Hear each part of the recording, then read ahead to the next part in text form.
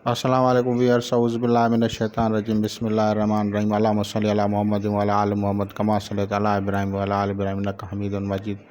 अल्लाहुम्मा बारिक अला मुहम्मद व अला आलि मुहम्मद कमा बारकता अला इब्राहीम व अला आलि इब्राहीम इन्नका हमीदुम मजीद। औज़ु बिल्लाहि मिनश शैतानिर रजीम, बिस्मिल्लाहिर रहमानिर रहीम। आज मैं आप लोगों को सौम के फ़वाइद तिब्बी के साथ रूहानी भी बताऊंगा और इलाजुल सहर भी बताऊंगा। तो सहर का जो इलाज है वो सौम है। सौम जैसे सलात होती है, सलात के जिस्मानी फ़वाइद भी हैं, रूहानी और तिब्बी फ़वाइद भी हैं। इसी तरह सौम या रोज़ा के जो हैं वो जिस्मानी फ़वाइद भी हैं और रूहानी फ़वाइद भी हैं। अगर कोई रोज़ा रखे तो उसको सेहत कामला भी अता होती है और इसके साथ बतल सहर भी होता है। कोई भी बंदा जो भी रोज़ा रखता है, सौम रखता है, वो जो है वो शयातीनी आसिबी और जादुई असरात से बच जाता है। क्योंकि आप लोगों को पता है कि जब जादू बढ़ता है तो ब्लड सर्कुलेशन बढ़ती है। जब जादू बढ़ता है तो शयातीनी आसिबी असरात बढ़ जाते हैं। अब उनको कम करने के लिए हमें ऐसी चीज़ें जो मसालेदार हों, गोश्त, मछली, अंडा हो, गर्म अशिया हो, उसकी परहेज़ की जाती है। लेकिन अगर हम सौम को इस तरतीब से रखें कि उसमें हम वो चीज़ें खाएं जो सहर को तोड़ती हैं, जादू को तोड़ती हैं, तो इंशाअल्लाह ताला अल अज़ीज़ जल्द उनको जादू से निजात होगी, इमराज से निजात होगी। तो ये सौम है।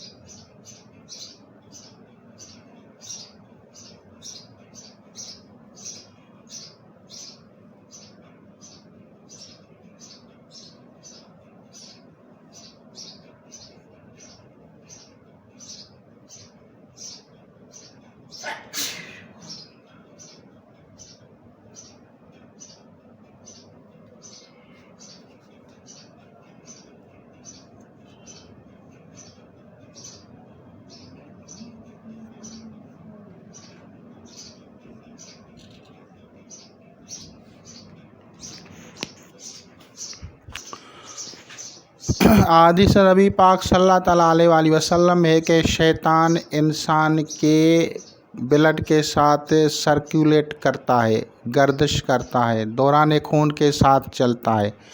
लेकिन अगर उसको धीमा किया जाए तो शैतान का जो असर है वो कम होता चला जाता है। इसी तरह ये रोज़ा इतना मुफीद है। रोज़ा के जो फ़वाइद अहादीस में बताए गए हैं कि आप लोगों को जन्नत मिलेगी, रोज़ेदार के मुंह की जो है बाँस जो है इतनी अल्लाह ताला को प्यारी है, ये सब अपनी जगह पे बिल्कुल एक्यूरेट हैं, बिल्कुल सच्ची हैं। लेकिन अब मैं आप लोगों के सामने वो चीज़ बता रहा हूँ जिसके लिए आप लोग ढूंढते फिरते हैं और कहते हैं कि कशफ नहीं होता, कशफ नहीं होता, या कहते हैं कि کہ دیدار الہی جو لوگ طریقت سے وابستہ ہیں اور دیدار الہی کے متلاشی ہیں، تو احادیث کریمین میں اور آپ لوگوں نے مختلف کتب میں پڑھا ہوگا کہ جب تک بندہ مر نہیں جاتا تب تک دیدار الہی یا اللہ تعالیٰ کو نہیں دیکھ سکتا۔ تو یہ حقیقت ہے، مر جائے گا جب تو بلڈ سرکولیشن رک جاتا ہے، بلڈ سرکولیشن رک جاتا ہے۔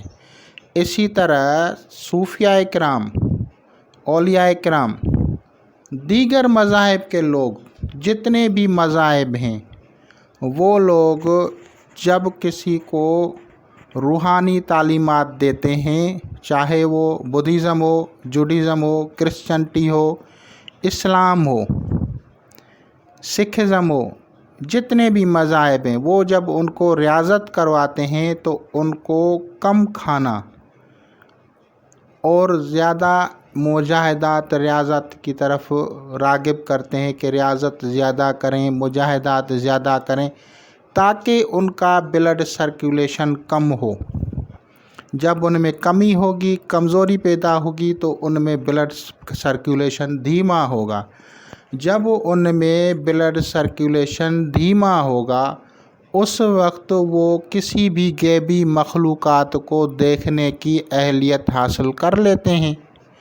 آپ لوگوں نے مشاہدات میں دیکھا ہوگا، اولیاء کرام کے مشاہدات کی جتنی بھی کتب ہیں اس میں دیکھیں کہ ان کو کب مشاہدہ ہوتا تھا۔ یہ ایسے ہی ہے جیسے جیسے آدمی کمزور ہوتا چلا جائے گا، جتنا کم کھائے گا، جتنا کم پیے گا، جتنی اس میں جسمانی کمزوری پیدا ہوگی، اتنی اس کی روح اسپرچولیٹی اسٹرانگ ہوگی اور وہ کسی بھی غیبی مخلوقات کو دیکھ سکتا ہے۔ تو موتو قبل الموتو، یعنی موت سے پہلے مرنا، اس کو کہتے ہیں کہ اپنے آپ کے جسم کو کمزور کرو تاکہ آپ کی روح پاورفل ہو جائے، آپ کی اسپرٹ پاورفل ہو جائے۔ جب وہ پاورفل ہوگی تو آپ کی روح یا اسپرٹ مشاہدہ کرتی ہے ان جگہوں، ان چیزوں کی جہاں پہ آپ نہیں جا سکتے، کیونکہ آپ جو ہیں عناصر کے اربع کے جو ہیں کہ بنے ہوئے ہیں، اور اسپرٹ ایک امر الہی ہے، وہ آسمانوں اور زمینوں میں پھرتی ہے۔ لیکن جتنے آپ کا نفس کو کمزور کرنا ہوگا، اتنا ہی آپ جو ہے پاورفل اسپرٹ کے مالک ہوتے چلے جائیں گے۔ یہ ایک خاص میں نے نقطہ بتایا۔ لوگ صرف عمل کے پیچھے ہوتے ہیں، عمل کے ساتھ کچھ جو ہوتے ہیں روحانی اسباق ہوتے ہیں۔ عملیات کی کتبیں بھری ملیں گی، لیکن روحانی اسباق اور تجربہ اور چیز ہوتی ہے۔ تو اب میں نے آپ لوگوں کو بتایا کہ روزہ کے ساتھ، کیونکہ میرا ٹاپک ہے روزہ یا صوم کے ساتھ جادو کا علاج کیسے کیا جائے، تو احادیث نبی صلی اللہ علیہ وسلم میں ہے، اجوا کے کھانے سے جادو باطل ہو جاتا ہے۔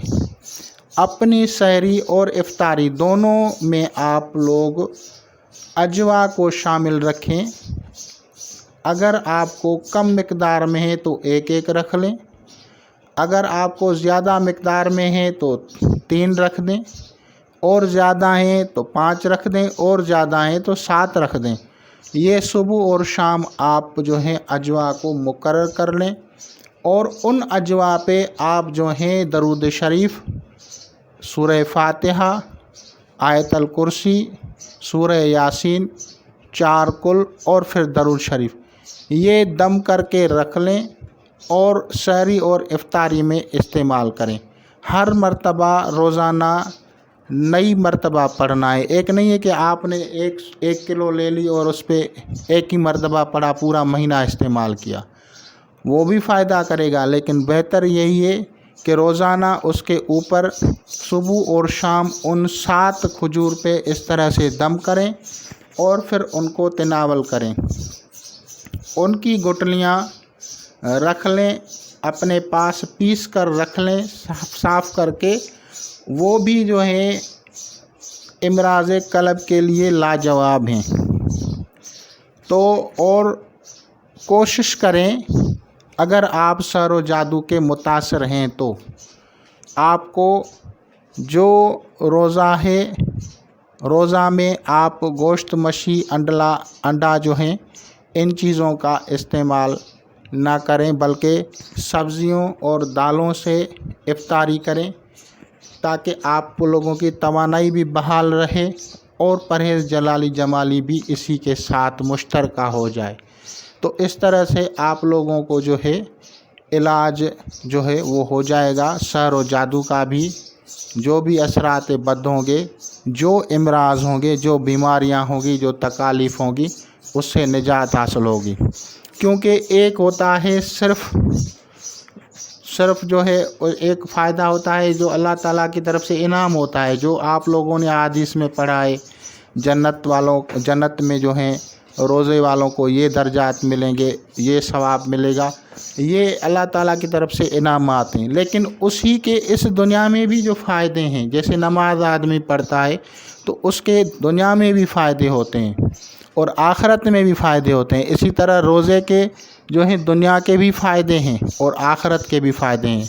تو اس کو اگر آپ کنٹینیو کرتے ہیں رمضان مبارک میں تو آپ لوگ دعائیں دیں گے مجھے۔ میں نے آپ لوگوں کو ایک ایسی چیز کے بارے میں آئیڈینٹیفائی کیا ہے کہ آپ لوگ کہیں اور جانے کی ضرورت کیا ہے ان لوگوں کے پاس جن کے پاس کچھ ہے ہی نہیں، اور یہ آپ لوگوں کو اسلام بتا رہا ہے کہ آپ روزہ رکھیں اور روزے سے اپنی صحت کو بھی ٹھیک کریں، آپ کے اپنے روحانی جو ہے درجات کو بھی بلند کریں، اور قرآن مجید فرقان حمید کی آپ کی روزانہ تلاوت بھی ہوتی رہے گی۔ تو اس کے کرنے سے آپ لوگوں کو فائدہ ہی فائدہ ہے۔ تو انشاءاللہ تعالی العزیز آپ لوگ اس سے استفادہ کریں گے۔ خدا حافظ۔